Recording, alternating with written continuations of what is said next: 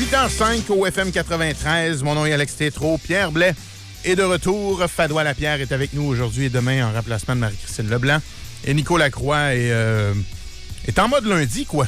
C'est lundi, Nico. Ça veut dire quoi, ça, en mode lundi? Tu dis depuis qu'on travaille ensemble que c'est toujours la journée la plus dure de la semaine quand tu fais l'émission du matin. Oui. Je t'ai dit que c'est la journée où j'arrivais le plus tard et ça se confirme. Promesse tenue. Voilà. Effectivement, ce matin, on peut le confirmer. Ben des affaires pour vous d'ici à la fin de l'émission. Un resto emblématique de la rue Saint-Jean qui va fermer. On va parler à la copropriétaire un peu plus tard. On va aller à Calgary rejoindre une famille de 6 coincés en Alberta avec les vols de WestJet qui ont été annulés durant cette grève qui aura duré 24 heures avec l'entente de principe qu'on nous a annoncé et de cela à peu près 1h30. Mais pour l'instant... Et juste avant d'aller à l'entrevue, parce que Jérôme l'a fait, là, sa publication sur Facebook, il a annoncé là, la composition de l'équipe du midi. J'apprends que je m'en vais le midi, Colin. Bravo! Donc, ce sera Jérôme, Martin Busutil et moi-même pour l'animation de l'émission du midi, avec notamment Mathieu Boivin comme collaborateur régulier. Matt Boivin qui va assurer la nouvelle chronique, la chronique que vous connaissez depuis des années au 98.5 sur l'émission du matin, mais qui est un gars de Québec, qui connaît Québec comme le fond de sa poche et qui va collaborer à l'émission du midi. Ouais. Fait que Landry, Busutil, Blais, avec apparition surprise de Mathieu Boivin ici et là dans la semaine. C'est votre nouvelle émission du midi au FM 93. Il m'en reste un petit bout annoncé de mon côté aussi, mais ça viendra. Parfait. On te rend quand tu peux. Suspense. Et je rappelle, pour les gens de Beauport, les chiens pisteurs sont en route. On va essayer de vous trouver sous les décombres. Merci. Pas loin de la faille qui est située où, la faille? Quartier Saint-Michel, seigneurial. Okay. Où ils font les travaux. Là. Fendu en deux, seigneurial. Non, je sais pas. Là. Elle est fendue en deux de vrai. C'est pas circulable depuis un mois et demi. Je suis Beauport. Merci, Nico. Je suis Beauport. Je vais faire des t-shirts cet après-midi. Je les mets en vente demain. On fait des jokes. On parlait de quelque chose de vraiment moins drôle. Vendredi, on a été complètement renversé de lire dans les différents médias de Québec, Le Soleil, Radcan, entre autres, le récit de l'histoire de ce Guillaume Piché, membre très influent du BFM, le Blood Family Mafia, duquel on vous a beaucoup parlé ici au 93, qui agissait comme bras droit de Dave Turmel, Al Boivin, mais en étant détenu. Comment il restait influent avec une affaire, un petit bidule rectangulaire bien simple, mais que tu n'es pas censé avoir en prison, son cellulaire. Il commandait des attaques, des enlèvements, des incendies criminels, tout ça du confort de sa cellule. Il faisait tellement tout ce qu'il voulait que c'était même lui qui recrutait des ados pour faire des jobs sales, des histoires atroces qu'on a vues dans la région de Québec. C'est lui qui virait de l'argent pour acheter de l'essence dans le but de créer des incendies criminels. C'est même lui, j'en revenais pas ce bout-là de l'histoire, qui a loué sur la plateforme Airbnb un chalet dans Charlevoix pour que des bums puissent habiter là avant d'aller faire une introduction. Par effraction, pardon. Faut quand même le faire. C'était le gars qui bouquait le voyage aux bums qui allait casser des gueules dans Charlevoix.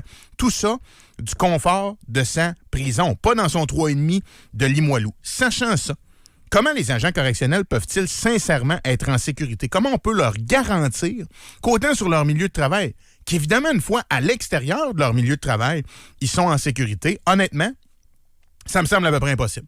De le confirmer hors de tout doute que les agents correctionnels travaillent dans un milieu sécuritaire et que leur intégrité physique, la leur et celle de leur famille, n'est pas en danger une fois qu'ils ont quitté.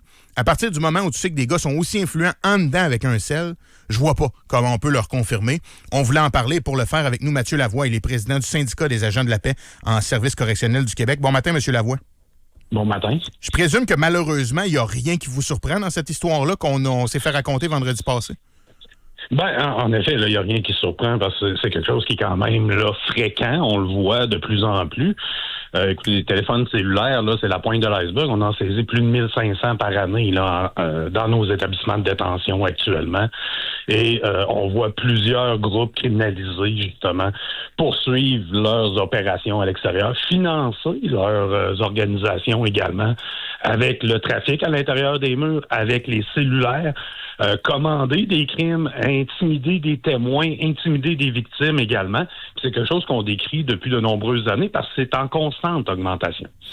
OK, question assez simple en 2 temps. Comment un détenu peut se retrouver avec un cellulaire en prison à la base et comment se fait-il après ça, quand il se retrouve avec, qu'il ne se le fait pas enlever? Ben, 2 choses. La première, on voit là, les livraisons par drone, ça s'est démocratisé dans l'ensemble des établissements. On a des établissements qui en ont 6, 7, 8 par jour, des livraisons par drone. directement aux fenêtres de cellules maintenant, donc c'est dur à saisir. Même si on les voit approcher, même si on sait qu'ils approchent, de pouvoir intervenir avec des ressources humaines limitées à l'intérieur des murs, c'est difficile. Parallèlement, les détenus les cachent, les détenus se cachent en cellule pour utiliser leur cellulaire, et souvent on en saisit un, et le lendemain, il y en a d'autres qui sont rentrés. Et où la faille, M. Lavoie? Je veux dire, là, je comprends le drone, mais je veux dire, comment ça se fait si on le sait puis vous le dites aussi clairement que ça? Comment ça se fait que ça n'arrête pas? Il y a le manque d'outils technologiques, le manque d'investissement là, au service correctionnel depuis des années où, justement, au niveau de nos infrastructures, les détenus peuvent enlever leurs fenêtres, briser leurs fenêtres pour se faire livrer. On nous parle beaucoup d'investissement dans les... vous savez, le gouvernement l'a annoncé, il parlait de 36 millions d'investissements au niveau là, de nos établissements, soit en technologie, mais clairement, c'est qu'on n'évolue pas aussi rapidement que le crime organisé. Souvent, on va investir des technologies qui vont être désuètes 6 mois après, qui ne fonctionneront pas. Compte tenu là, que le marché est tellement lucratif pour ces groupes-là, eux évoluent, eux veulent justement faire le trafic, continuer leur trafic à l'intérieur pour les différents groupes là, criminels qui sont là. Donc, il est clair que le gouvernement, c'est jamais vendeur au niveau des élections, peut-être là pour des partis politiques, de dire qu'on va investir dans nos prisons, mais c'est la sécurité du public. Et il est clair qu'il faut changer cette mentalité-là au niveau politique. Question niaiseuse, M. Lavoie, mais j'arrive pas à me la sortir de la tête. Comment tu fais pour charger un téléphone cellulaire en tôle? Je peux pas croire qu'il y a des prises de courant dans les cellules. Je veux dire, le sel, il meurt à un moment donné, il a besoin de courant pour être chargé. Ils font comment? Oui, il y a des prises de courant dans chaque cellule. Vous comprendrez que au Québec, on est très... le droit du détenu est souvent plus important que la sécurité du public. Là. Donc oui, ils ont des prises de courant, ils ont accès à du courant, ils se font livrer des chargeurs, ils se font livrer des fils, ils se font livrer des batteries portatives. Vous seriez surpris de tout ce qu'on peut trouver. Puis on le voit, là, dans la dernière année, le gouvernement annonçait plus de 9 millions de saisies dans nos établissements de détention. Et ça, c'est seulement l'infime partie qu'on réussit à saisir, qu'on réussit à trouver lors de nos fouilles à l'intérieur des établissements. Ils sont de plus en plus ingénieux et parallèlement, on donne de moins en moins de ressources. On le voit là dans la dernière année, les coupures gouvernementales au niveau de la sécurité publique ont fait mal en détention, ont enlevé des ressources au niveau des établissements de détention. On a de la difficulté à retenir nos gens au service. Donc, il est clair qu'on doit changer le mantra au niveau politique. Mais là, M. Lavoie, je m'excuse, je suis pas capable de passer à autre chose. Vous allez me dire, ils vont trouver d'autres façons, des power packs, machin, mais comment ça se fait qu'on barre pas ça, les prises de courant dans les cellules? À quoi bon? Je veux dire, on est censé leur donner droit, je présume, à une couverte, un oreiller, des livres à rigueur pour faire de la lecture, mais la prise de courant, elle sert à quoi? À part faire des mauvais coups, on dirait que je suis pas capable de comprendre. Écoutez, ils ont accès soit à des rasoirs électriques, ils ont accès à plein de choses à l'intérieur des établissements de détention dans leurs droits. C'est clair que la question, s'il faut fermer les prises de courant, ça c'est peut-être là un courage politique qu'il va falloir avoir pour empêcher. Mais parallèlement, en effet, là, on doit avoir peut-être un débat de société sur l'incarcération de nos personnes incarcérées, sur le droit qu'ils ont également à l'intérieur des établissements de détention.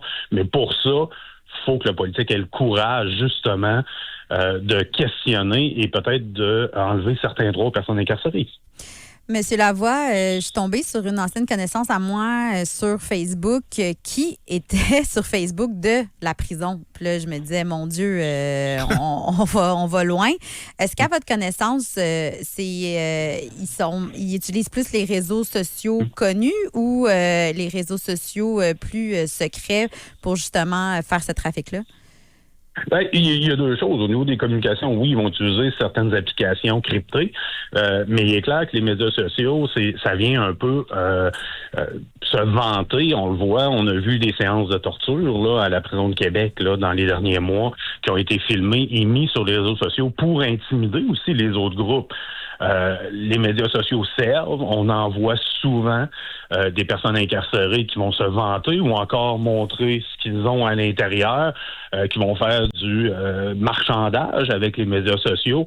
Quand on est mis au fait, c'est sûr que nous, on interpelle le ministère pour justement leur dire d'intervenir, qu'il y a des fouilles de faits. Mais il est clair que c'est un peu là une ode au crime là, pour ces groupes-là. De plus en plus de gangs de rue vont faire ces manifestations-là sur les médias sociaux pour présenter justement leurs crimes, puis se moquer aussi du système judiciaire et du politique. Monsieur Lavoie, ça doit faire 40 textos qu'on reçoit avec 2 mots, brouilleur d'ondes. Et tout le monde se dit, voyons, avec parfois des sacs. Me semble que c'est pas si compliqué. Pourquoi c'est compliqué, les brouilleurs d'ondes? Ben, c'est toujours une volonté d'investir. Une volonté, souvent, ce qu'on entend comme réponse quand on questionne le ministère, ça fait longtemps qu'on en parle des brouilleurs d'ondes. Je vous dirais depuis l'évasion en hélicoptère en 2014 à Québec qu'on parle de brouilleurs d'ondes parce que des cellulaires avaient été impliqués dans l'événement. Puis souvent, ce qu'on nous répond, oui, mais on va brouiller les zones autour. Les détentions, certaines sont proches des résidences, sont proches de quartiers résidentiels. Mais il est clair qu'il existe des technologies. Il faut juste avoir l'argent, investir dans nos établissements. Est-ce que ça va empêcher entièrement le crime organisé? Non. Je vous dirais que ça serait utopique de le croire, mais il faut nous donner les moyens au moins pour participer justement à la sécurité du public dans ce cadre-là. Parce qu'il est anormal qu'en 2026, on permette au crime organisé, aux gangs de rue, de poursuivre leur trafic, de poursuivre le financement de leur activité qui, en bout de ligne, à l'extérieur des établissements, mettent en danger aussi le public. Fait que dans le fond, si je résume votre vision des choses, on s'en sac que des bombes qui sont fait arrêter continuent à être des bombes en ayant des activités criminelles à l'intérieur de la prison, et on se sacre aussi de la sécurité des agents correctionnels. Ben, c'est un peu le sentiment souvent qu'on a quand on regarde justement le fait qu'on n'investisse pas, le fait qu'on parle de brouilleur d'ondes depuis plus de 10 ans, mais que ça finisse jamais par aboutir. Il est clair qu'on doit en mettre en place. On doit investir dans les meilleures technologies pour éviter justement les communications, parce que souvent les gens vont dire oui, mais un cellulaire, c'est inoffensif. Mais en détention, c'est pas inoffensif. Ça vient permettre à des personnes incarcérées de faire des communications avec leur groupe criminalisé à l'extérieur et qui peut mettre, en péril la sécurité des agents quand on fait des escortes, quand on va en hôpital, quand on va au palais de justice, quand une personne incarcérée sort dans un fourgon. Ben, il est clair que ça peut mettre en péril, mais en parallèle, pour la population, c'est aussi tout le trafic. Fait qu'il il faut investir. Oui, il faut que le gouvernement prenne le courage d'investir et de venir bloquer les zones cellulaires qui va nous permettre justement de faire notre travail de façon plus adéquate et plus sécuritairement. J'imagine que les agents doivent se dire, si eux sont capables de l'intérieur des murs de la prison de cibler leurs ennemis à l'extérieur de la prison, qu'est-ce qui m'assure que moi, si je n'interviens pas sévèrement, si je punis pas, si je sais pas, si je ne suis pas plus tolérant avec un détenu X, Y, Z, quelle est la garantie qu'il va pas s'en prendre à ma maison, à mon char, à mes enfants, à mon chien? Je présume que c'est dans l'arrière-pensée des agents correctionnels. Est-ce qu'il y a eu, j'espère que non, des incidents récents au Québec où des agents correctionnels ont été ciblés pour ce qu'ils ont fait dans leur milieu de travail? Ben, on voit beaucoup d'intimidation, beaucoup, justement, de commentaires de ce genre-là par des groupes criminalisés, souvent les gangs de rue, qui sont de plus en plus présents dans nos établissements de détention. Il est clair que ça vient augmenter l'anxiété, ça vient augmenter le stress puis la pression sur les agents, justement, quand on réalise des opérations de fouille, quand on saisit les menaces que les agents reçoivent sont beaucoup plus présentes dans les dernières années. On l'a vu, l'évolution, l'augmentation, et ça devient de plus en plus difficile, justement, quand on se sent pas supporté. Est-ce que vous sentez justement, ça fait longtemps que vous êtes dans le domaine, une désillusion un peu de vos membres? Parce que moi, pour avoir une connaissance qui est agent carcéral, me disait on a de moins en moins d'outils pour appliquer, pour être restrictif. Donc, vous parliez des droits justement là, des détenus qui priment. Est-ce que vous le sentez, ça, cette dégringolade-là? Ça, c'est sûr qu'on le sent, on l'entend quand on discute avec nos gens, quand on se promène dans les établissements, on l'entend, ce commentaire-là. On le voit aussi au niveau des saisies parce qu'on trouve que les conséquences ne sont pas assez grandes envers les personnes incarcérées. Heureusement, dans les derniers mois, on a vu là, des juges avoir quand même des sentences plus qu'exemplaires contre des personnes incarcérées qui ont soit menacées ou intimidées. mais il faut que ça se poursuive dans ce cadre-là. Il faut que le système judiciaire là soit ferme avec les personnes incarcérées qui intimident, avec ceux qui trafiquent à l'intérieur des murs, parce que ça a des conséquences quand même importantes. Vous en parliez en début d'entrevue, là, la personne a été condamnée quand même à 18 ans de pénitencier là, pour... Toute une peine. Et le juge en a pris compte. Il faut que les juges continuent à en prendre compte de cette réalité-là, parce que la réalité carcérale n'ira pas en s'améliorant. Là, quand on voit les criminels qu'on a à l'intérieur des murs, les gangs de rue qui sont de plus en plus présentes, les guerres entre ces différentes gangs-là également qui se poursuivent à l'intérieur des murs, parce que ce qui se passe à l'extérieur, les règlements de compte qui se passent à l'extérieur, quand ces gens-là sont arrêtés, ben ça se poursuit à l'intérieur des établissements de détention. Avec les arrestations de Turmel puis de Boivin dans les dernières semaines, derniers mois, est-ce que ça s'est calmé au centre de détention de Québec? Est-ce que les tensions sont un peu moins vives ou c'est du pareil au même? Ben, de ce que j'entends, non, c'est pas moins présent. Les règlements de compte, c'est là. Le trafic est là, la présence d'armes, les livraisons par drone également, parce que ces groupes criminalisés-là, même si les chefs sont arrêtés, ou en tout cas les têtes dirigeantes sont arrêtées, poursuivent leur trafic, poursuivent leur activité pour financer là, les différentes activités qu'ils font. Vous les avez décrits sur nos ondes il y a de ça quelques mois avec Sylvain Bouchard et Phil Couture, ces membres de gang-là, comme étant des animaux sauvages. Est-ce que c'est encore avec des animaux sauvages que les agents carcéraux interviennent au centre de détention de Québec? Ben oui, c'est des animaux sauvages. Quand on voit des séances de torture, quand on voit ce qu'ils peuvent faire à d'autres personnes incarcérées, quand on voit ce qu'ils font à l'extérieur également, de comment ils règlent leur compte, il est clair que chacun veut prendre le contrôle et ils n'ont pas de limite dans ce qu'ils veulent faire. Monsieur Lavoie, à la lumière de tout ce qu'on vient de se raconter, moi, vous dire de quoi, si mon petit frère m'annonçait tantôt qu'il change de carrière puis qu'il veut devenir agent correctionnel, j'aurais une solide discussion avec lui. Je lui demanderais s'il est vraiment, vraiment, vraiment sûr de son choix. Vous diriez quoi, vous, à quelqu'un qui voudrait devenir agent correctionnel demain matin? Ben, écoutez, je pense que c'est un rôle essentiel dans notre société. Hein. Je pense qu'on faut pas se faire d'illusions. Là. Les prisons disparaîtront pas demain. On a besoin d'agents correctionnels. On a besoin justement d'avoir des agents présents qui vont faire des fouilles, qui vont intervenir dans le système judiciaire pour la sécurité de la population, pour la sécurité des victimes également.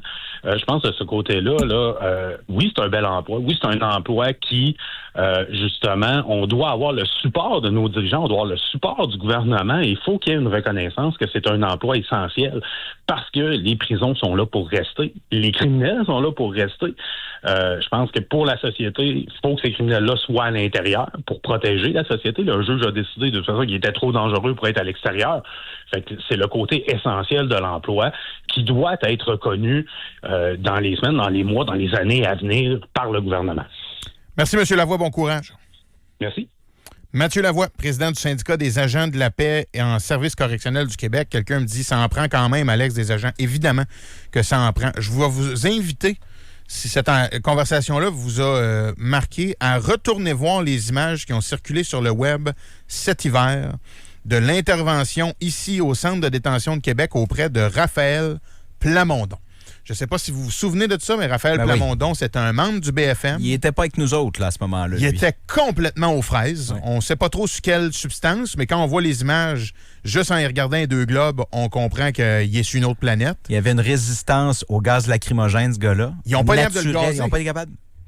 Ils finissent par intervenir comme dans un film de peur, carrément, là, où on l'entend crier dans un corridor, où les agents correctionnels sont masqués, ont des espèces ils ont de l'air de gars de l'armée, carrément, là, pas d'agents correctionnels, et ils finissent par aller le chercher. Et quand il pogne à genre 8, il était complètement déchaîné. Vous irez les revoir, c'est plus traumatisant que n'importe quel film, cette affaire-là, et c'est vrai. Parce qu'une fois menotté, lui, il commence à menacer précisément un individu en disant, je ne me souviens pas exactement, mais je sais t'es qui, puis dans le stationnement, quel char tu conduis, puis c'est des menaces directes à l'intégrité physique de l'un des agents correctionnels qui intervient auprès de ce gars-là qui était complètement dopé, mais qui était connu comme étant dangereux et menaçant. Quand tu vois ça, c'est difficile de trouver quelque argument que ce soit pour convaincre un gars ou une fille de rester dans ce métier-là. Puis je comprends que c'est un cas extrême, là, mais je vous le dis, dans un film, on trouverait ça tendu et intense, ce qui est arrivé pour de vrai au Centre de détention de Québec. Il y a énormément d'arrêts de travail, puis c'est pas pour rien. Je comprends donc. Puis c'était pas pour refaire du sensationnalisme. Non. Si mon frère me disait, Alex, je pense que je vais devenir agent correctionnel, je dirais, d'après moi, il y a d'autres métiers que tu peux faire, mon homme.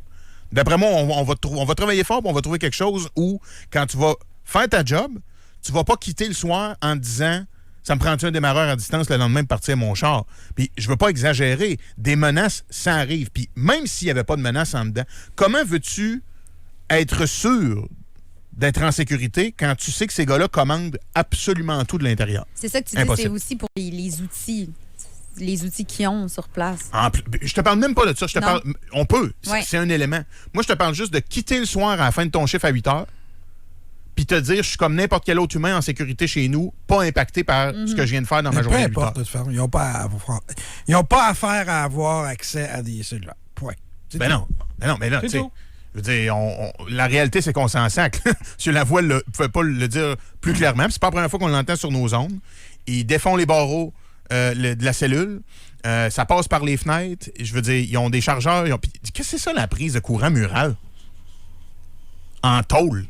Comment ça, on te donne une prise de courant? Honnêtement, on va te donner un bic 2 lames si tu veux te raser, puis tu nous le redonneras quand tu auras fini. Puis... Moi, là-dessus, l'électricité, je trouve que ça peut être dans un besoin essentiel. Ouais, on va te le gérer autrement, ton besoin essentiel. Un bol d'eau et de la crème à raser, on va te donner si c'est ça que tu veux. Là.